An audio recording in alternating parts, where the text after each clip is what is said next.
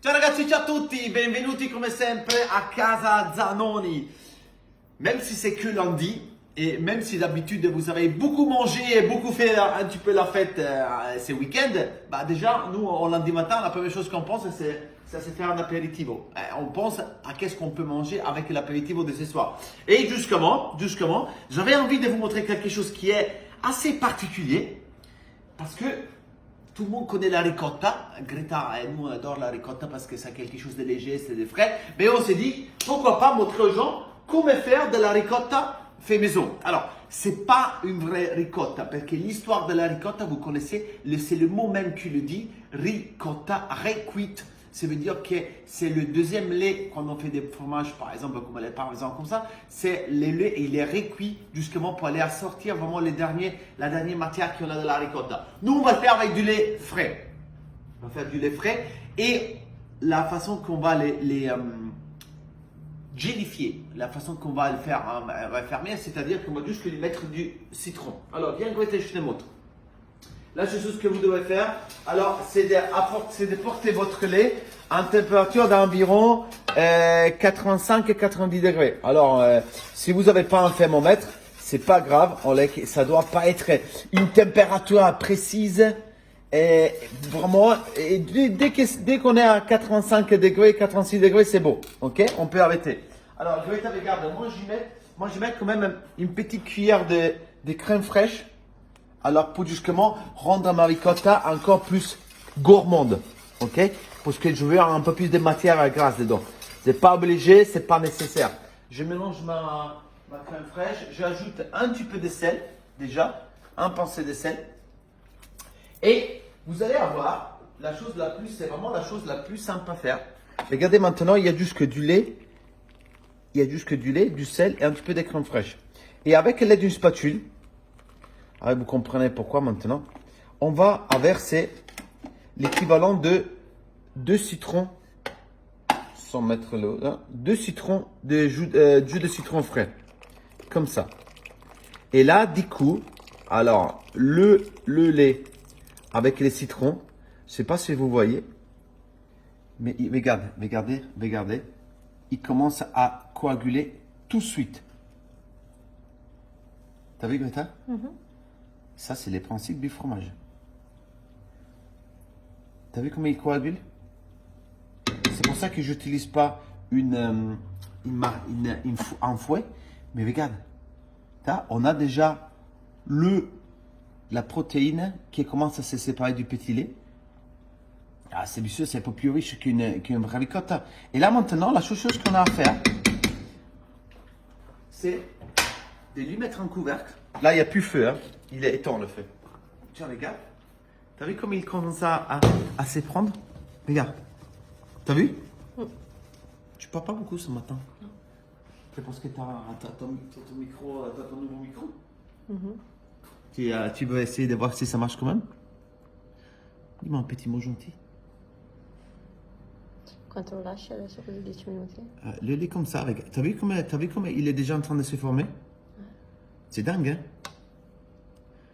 Alors, vous n'avez pas forcément besoin d'acheter du lait bio. Ok, nous, c'est mieux quand même. Mais sinon, du lait classique, c'est mieux qu'il soit frais. Ok, et entier.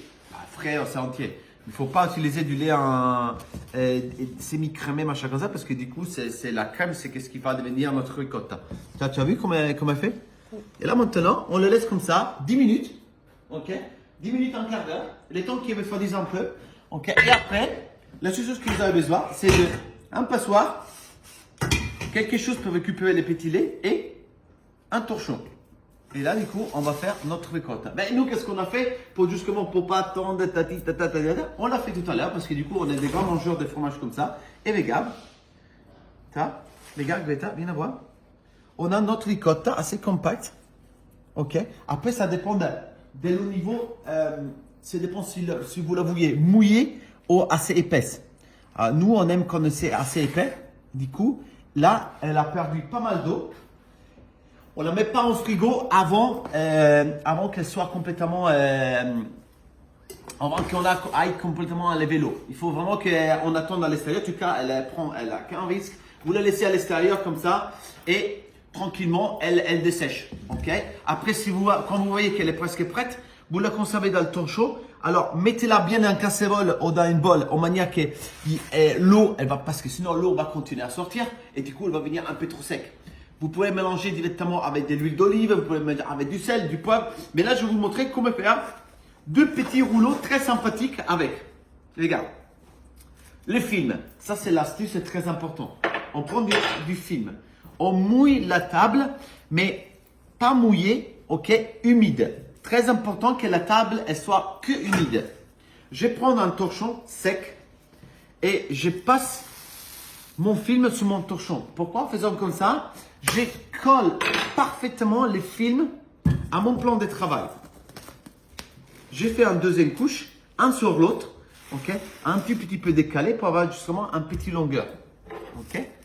Et vous allez voir, c'est vraiment sympathique. Je prends des tranches de jambon. Okay. Les jambons, vous pouvez faire couper à quelqu'un, demander à votre boucher. Attention, faites pas comme font tout le monde. Je peux avoir 3 tranches de jambon. Non, les jambons, on ne les commande pas comme ça. Parce que sinon, les bouchers vont donner 3 tranches dans 200 grammes la tranche. Les jambons, en Italie, on commande 200 grammes, 150 grammes. Quand vous allez dans votre boucher, vous demandez 200 grammes de jambon coupé très fin. Bon, en Italie, tu n'as pas besoin de le demander. Oui, mais bon, ici, il faut vraiment dire très fin parce que sinon, tu as des tranches de dinosaures. Et surtout, moi, une fois, j'ai eu une expérience, on me l'a mis dans une barquette en plastique, il était tout tassé après, alors que normalement, on le met sur du papier avec son chiffon et tout. Ouais, bon, ça, c'est encore une fois, c'est pas encore gagné. Hein. Mais on va y arriver. Mais l'important, c'est les éduquer. C'est-à-dire que si vous demandez les bons produits, ils vous donneront les bons produits. Je prends la ricotta. Je la étale comme ça, directement sur mon jambon. C'est pas très compliqué. Il faut bien juste suivre la recette. Ok, comme ça. Tu vois? Après, j'aime bien lui donner un petit peu d'acidité. Alors, un peu de sel. Parce que du coup, la ricotta n'est pas assaisonnée du tout. Hein. Un peu sel, un peu poivre. Après, je sais que les enfants aiment les cornichons. Alors, dis-nous, on va mettre un demi-cornichon à l'intérieur comme ça. Ben, c'est pas que les enfants. Nous, le problème, c'est que les cornichons, les bocaux de cornichons, dès qu'ils sont ouverts, ils ne durent pas très longtemps chez nous. Ok? Comme ça. Après, à l'intérieur, c'est clair, on met qu'est-ce qu'on veut. Hein. Alors, si vous n'avez pas de cornichons, ne mettez pas de cornichons. Si vous avez du citron, mettez du citron. Si vous n'avez pas de citron, mettez ce que vous voulez dedans. Parce que tout va aller très bien dedans. On met un peu d'huile d'olive. Et maintenant, regardez, c'est la partie la plus technique. Ok? C'est de suivre. Greta, suis-moi. On va couper la partie extérieure. Voilà. Et voilà, il y a quelqu'un qui arrive. Tac. Greta va répondre à la porte. C'est pour vous montrer que ça, c'est complètement en direct. Ok. Regardez comme c'est beau. Mon petit rouleau, il est presque parfait. Il est presque parfait. Il est presque rond. Ok. J'ai ma ricotta à côté qui est en train de s'épaissir. Regardez qu'elle est presque prête. Et j'ai mon jambon de Parme qui va aller avec mes tomates séchées. La ricotta, regardez comme elle est devenue bien épaisse. Ok. Et les rouleaux, qu'est-ce qu'on est en train de faire aujourd'hui? C'est juste que de les tirer comme ça, bien, en manière de pouvoir avoir quelque chose de parfaitement assez rond. Ok. L'idéal, c'est que derrière, on puisse faire 2-3 rouleaux avec des goûts différents, ok, et avoir quelque chose qui est assez homogène. Le but, c'est ça. En même temps, en attendant que Greta arrive, regardez, notre ricotta est prête. Regardez comme c'est beau. Alors, c'est tellement simple. Regardez, je vais la verser à l'intérieur, piano piano. Vous voyez le lait comme il est devenu clair, lourd en fait, parce qu'il n'y a plus toute la matière, elle est caillée avec les citrons. C'est dingue quand même. Hein? Et là, du coup, c'est un ricotta plus, parce que c'est un ricotta qui est beaucoup plus goûteuse.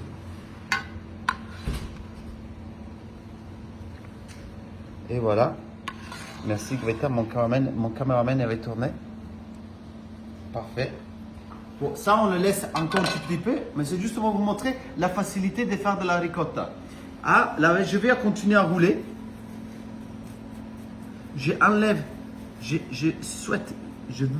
veux que les jambons de Parme puissent bien coller à l'intérieur, comme ça. Et je continue à rouler mon rouleau, en manière d'avoir quelque chose d'assez parfait. Et après, je roule comme ça.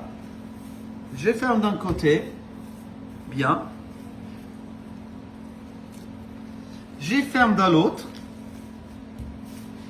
Et regardez-moi ça, on a qu'est-ce qu'on appelle une ballantine. Une ballantine, c'est le même principe qu'on a sur différents pour le foie gras, tout ce qu'on veut rouler rond. Ça, c'est la même. Tu vois, comme il est parfait. Et là maintenant, la seule chose qu'on a besoin de faire, c'est de les garder en frigo une demi-journée, qu'ils puissent devenir un peu plus fermes. On va les faire en deuxième, ok, sans jambon, parce que maintenant on a une club fan de végétariens qui disent ouais super Simone, tu nous fais beaucoup de recettes végétariennes, mais allez on y va. Parce qu'il y a une chose que les gens ne savent pas, c'est que pas tous les fromages sont végétariens à 100%. Parce que nous en Italie, je ne sais pas si vous le savez pas, mais par exemple il y a certains fromages même italiens qui ne sont pas végétariens à 100%, parce que la matière qui coagule le lait, c'est de la protéine animale. Alors du coup, renseignez-vous, ok? Parce que si vous êtes vraiment 100% végétarien, il y a certains fromages que vous ne pouvez pas manger. L'emmental, par exemple, c'est beau. Certains fromages d'une grande distribution, ils sont bien. Mais c'est vrai que c'est quelque chose qu'on ne part pas trop.